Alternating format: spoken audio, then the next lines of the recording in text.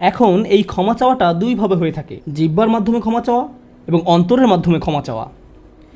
মানুষ সাধারণত নিজের পক্ষে যুক্তি দিয়ে থাকে। আমি যদি কোনো কারণে আপনার সমালোচনা করি, যেমন ধরুন কাউকে বললাম, এই যে আমি আপনাকে অমুক অমুক কথা বলতে শুনেছি, সে তাৎক্ষণিক হয়তো বলে উঠবে, এক্সকিউজ মি, আমি এমনটা বোঝাতে চাইনি, আপনি তো পুরো ঘটনাটা জানেনই না। আপনি সাথে সাথে নিজের পক্ষে যুক্তি দিতে শুরু করেন, আত্মরক্ষামূলক হয়ে ওঠেন। বালিল ইনসানু আলা নাফসিহি বাসীরা ওয়ালাউ আলকা মাআযিরা। মানুষ নিজের সম্পর্কে সুধারণা পোষণ করে, তারা প্রচুর অজুহাত দেখায়। আপনি যদি আসলেই আল্লাহর ক্ষমা চান, আপনাকে নিরিবিলি একটা সময় খুঁজে পেতে হবে। যদি আরবিতে দোয়া করতে না পারেন, কোনো সমস্যা নেই, আপনি শুধু পাঞ্জাবি, বাংলা, বাহাসা বা উর্দু জানেন, কোনো ব্যাপার না। আপনি আপনার নিজস্ব ভাষাতেই আল্লাহর সাথে কথা বলুন, আন্তরিকতার সাথে আপনার অপরাধগুলো স্বীকার করুন, কোনো অজুহাত দেখাবেন না। এরকমটা করতে পারা আসলেই কঠিন, কারণ আয়নার সামনে দাঁড়িয়েও আমরা নিজের সাথে মিথ্যে কথা বলি, নিজেকে এভাবে প্রবোধ দেই, আমি আসলে অত খারাপ না, আমি যা যা করেছি তার কারণ আছে। যখন আপনি আল্লাহর সামনে দাঁড়াবেন, নিজের কাজের বৈধতা দেওয়ার কথা ভুলে যান।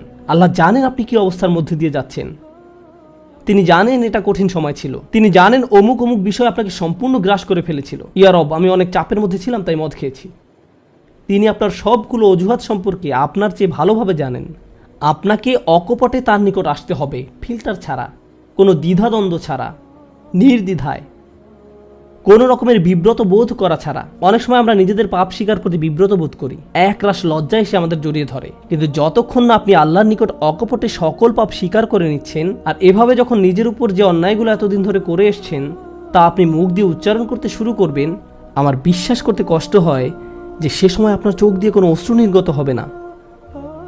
একজন মানুষের পক্ষে এটা অসম্ভব যে সে আল্লাহর সামনে এভাবে নিজেকে খোলাখুলি উপস্থাপন করবে আর তার চোখ দিয়ে কোনো অশ্রু বের হবে না, কারণ এটা দুর্বলতা প্রকাশের সময়। দুনিয়ার সামনে আমরা সাধারণত নিজেকে শক্তিশালী, আত্মবিশ্বাসী এবং দিব্যি সুস্থ হিসেবে উপস্থাপন করি। সবাই আমাদের দেখে মনে করে সবকিছু ঠিক আছে, কিন্তু ভেতরে ভেতরে যে আমি বহু সমস্যায় জর্জরিত তা একমাত্র আল্লাহ জানেন। আপনাকে সকল জড়তা কেটে তার নিকট সম্পূর্ণ খোলাখুলিভাবে নিজেকে উপস্থাপন করতে হবে, আর কেবল তখনই আপনি আল্লাহর নিকট ক্ষমা চাওয়ার অবস্থানে যেতে পারবেন। তারপর সিজদায় গিয়ে কাঁদতে থাকুন।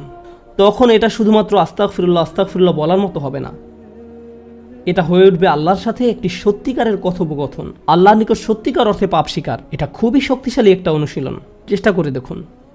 আপনাকে একটা নিরিবিলি সময় খুঁজে পেতে হবে। নিশ্চিত করুন যে কেউ আপনার কথা শুনছে না।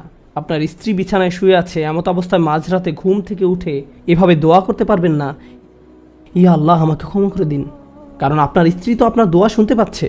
এভাবে করাটা নিষিদ্ধ নয়, কিন্তু একা একা দোয়া করা আপনার জন্য ভালো হবে। মোট কথা, নির্জন কোনো জায়গা খুঁজে বের করুন যেখানে আপনি একান্তে আল্লাহর সাথে কথা বলতে পারবেন।